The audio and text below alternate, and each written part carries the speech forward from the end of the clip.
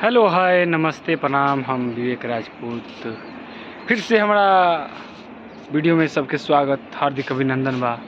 तो रउआ लोगन देख सकत तनी शाम के अभी 5:30 होत बा और हम बानी छत पर। देख सकत तनी फुल टावर बा, हमारा लगे एकदम फुल टावर।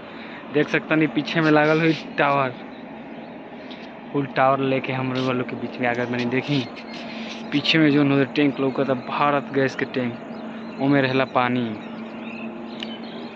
जेमे 26 लाख एगो टैंक में पानी बा। और देखा दे तनी अपना पीछे के व्यू, शाम के मौसम कितना अच्छा, हरियाली हरियाली देख सकत तनी रउआ लोगन। काफ़ी हम ऊपर बानी,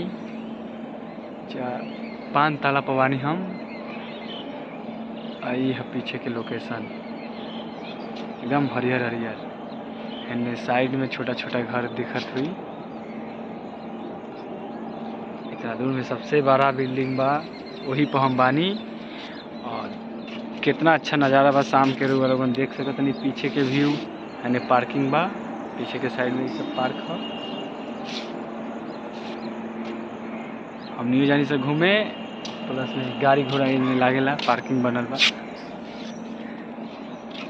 ये पीछे के व्यू रउआ लोगन एकदम ऐसे ही प्यार से बात दी।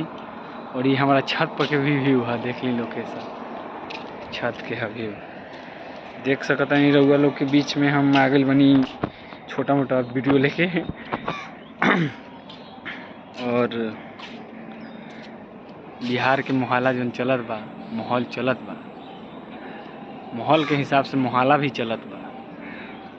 वो बता देवल चाहतनी कि बहुत ही शानदार जोर शोर लागल बा अपन चाचा प्रभुनाथ सिंह खातिर। जल्दी से जल्दी रउआ लोग के बीच में, यानी कि हमनी के बीच में वहाँ के आवतानी। ये खुशखबरी बा हमनी खातिर। सारण के शान हम लोग के बीच में आने वाले हैं और बहुत जल्द आएंगे। उम्मीद है कि जल्द से जल्द निकल जाएंगे, इलेक्शन होने से पहले आने वाले हैं। और आते ही एक बार फिर से, थोड़ा बहुत नहीं, हम फुल सपोर्ट के साथ बोल रहे हैं कि एकदम आने वाले हैं।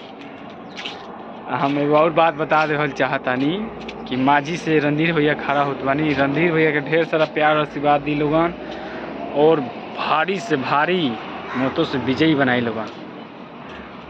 रणधीर भैया सुधीर भैया दोनों आदमी के लगातार 4 बार से चाचा केदार चाचा विधायक बानी बनियापुर विधानसभा के। फिर एक बार मौका दी लोगन, फिर जिताई लोगन। हर हर महादेव, जय श्री राम। ऐसे ही प्यार से बात बना के रखी लोगन।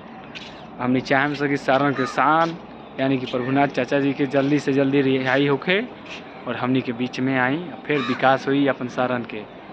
जय बिहार, जय शेर बिहार, हर हर महादेव।